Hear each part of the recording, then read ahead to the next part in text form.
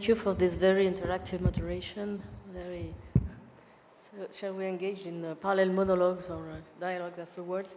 I thought it might be interesting to enlighten you a little bit about what the French president says when he means that he stands in defense of multilateralism, because actually it was supposed to be the topic of this last plenary session. And this is one of the principles that has been formulated, expressed, repeated by the president constantly. He's worried that the former traditional historical multilateral forums that we used to regulate international governance are now in a crisis. And he wants to play a role in reviving them or reforming them. And I think this is actually one of the first things that you have to keep in mind when you try to assess Emmanuel Macron's foreign policy. His political program, both at home and internationally, is a reformist one. He wants to make a difference. He wants to be. He wants to bring a new perspective, fresh air. He's an activist. He's extremely energetic, and he speaks a lot, communicates a lot. Very controlled communication at the same time.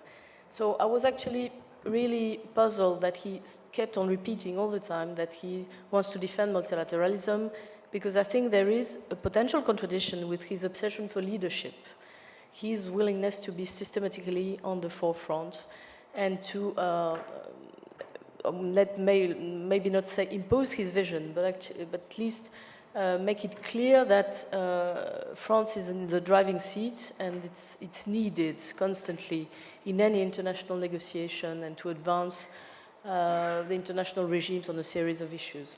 So the first point was to actually say that there's a very strong limit to this ambition, that when you come from a country that is an intermediary power, that is, I think, structurally declining, if you take it in relative terms, but also in absolute terms, when you're a very important, prominent member of an international organization, a very successful one, that is the EU, but that is now in a deep crisis. If you think in terms of another multilateral forum that we do belong to, this is a military alliance, NATO is also in a deep crisis at the moment. And at the UN, we still have a seat in the UN Security Council, but it's very much contested. And the use that I think the French president does of the UN is extremely instrumental. And the case study here would be clearly the Syrian crisis. And I will talk about it in 1 minute. So I think, in fact, Macron does make more a difference bilaterally than multilaterally, but the thing he tries to do is to socially engage with everybody. It's also an obsession. There's a very sort of Davutovian style diplomacy, actually. We talk to everybody. We're central, and we talk to everybody, and it's important to engage with everybody. And, but it's impossible to engage with everybody at the same time. So you engage with everybody in a succession, of relationships, and you connect people. So that's this sort of successive multilateralism, I would say, prior to try and bring new institutions. And one very important thing is that Macron said that at the end of this year, he planned to bring together a big international conference for the commemoration of the end of the First World War, where he would want to discuss actually global governance. Exactly, he thinks in historical terms, just like if we were in this very strongly structuring intermediary periods that follow conflicts. The problem is that we may be in a pre-conflict now period. So I think he's better at doing bilaterally connecting, but he has multilateral ambitions. Now, if we specifically look at security, I see other small contradictions, like what are the items we have in the basket. First is arms sales.